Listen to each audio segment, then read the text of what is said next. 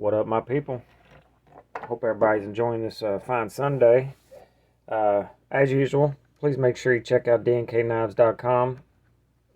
Great people, great website. And if you do purchase something there, you can use this coupon code behind the edge 10. Get yourself 10% off. If you'd like to support the channel, there's a link to Patreon in the description. And right now, I have a Patreon giveaway going until the 1st of March.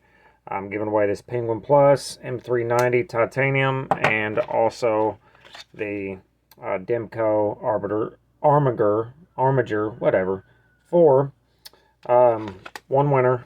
We'll get both knives and a hat and some other cool shit. So if you're interested in that, there's a link to Patreon in the description. Also, you can just join the channel membership, which also is directly supports the channel, and it is very, very much appreciated. Did my first live yesterday, which it turned out pretty well. I had a channel for about 14, 15 months now, and finally did it. So that was pretty cool. I'm going to start doing giveaways for regular subscribers probably on the live.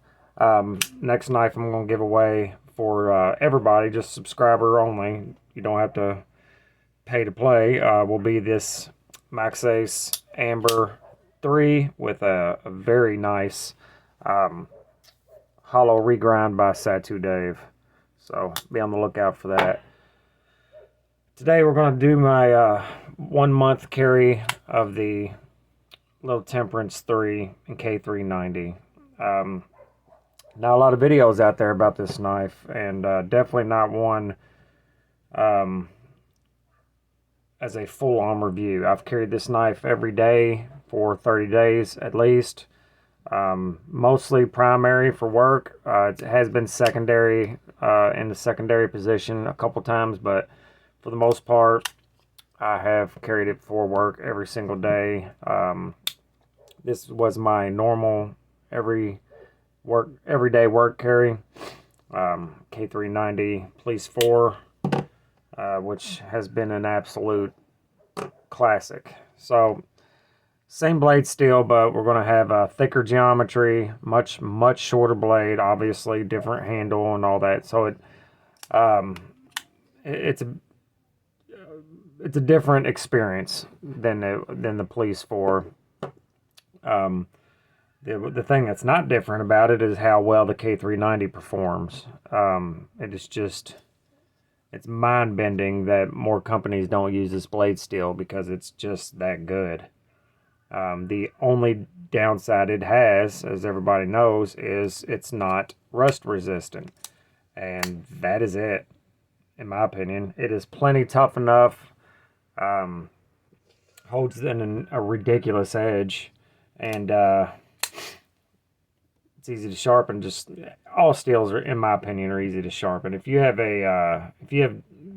proper diamond stones, it doesn't matter what blade steel you're sharpening, it's going to be easy, especially with the guided systems that are out now. There is no hard steel anymore to sharpen, that is. My usual cup of coffee. This knife's been great. The compression lock is not my favorite, but it works out just fine. I can easily pull the knife out of my pocket, one hand open, one hand closed, put it back in. Much easier than my normal carry of the Police 4, which I can also do with one hand. But it carries much smaller, obviously. It carries well. The pocket clip sucks, just like most of the... they work. I just don't like the way they look. But they work fine. I'm not going to say it sucks. I just don't like the way it looks. That's why most of my Spydercos have a aftermarket pocket clip on them. But this one has a different pocket clip pattern, so you can't use one of those unless somebody decides to make it. And I doubt they will just for this knife. I wish they had a G10 version of this with the K390. That would be sweet, because I prefer the G10. The FRN's fine. It works fine. It holds up just fine. But for a work knife, I guess it really doesn't matter. It does have full skeletonized liners, both sides, so it is very rigid and strong. The action is quite good. believe it or not, for an FRN knife. Fossil bronze washers as usual. Yeah, it's really dirty in there. I need to clean this thing out. A lot of people have, I've heard a few people discussing the thickness of the blade. It's about as thick as an 80-10. I don't have calipers in here. It is much thicker than the Police 4, but for the height of the blade and the fact that it is a full flat grind, it gets down extremely thin behind the edge for the in relation to the thickness of the blade. This is a 1 month edge of constant use. I have not sharpened or stropped it since the first day. This is probably not going to cut as good as I think it is, but here. This is the way it should cut. Let's see if it does. Actually, much better than I thought. Quite good, actually. So it is very thin. Or it's not very thin, but it cuts exceptionally well. So that's all you need it to do. And the thick blade stock and geometry will make it a little more tough than your thinner geometry.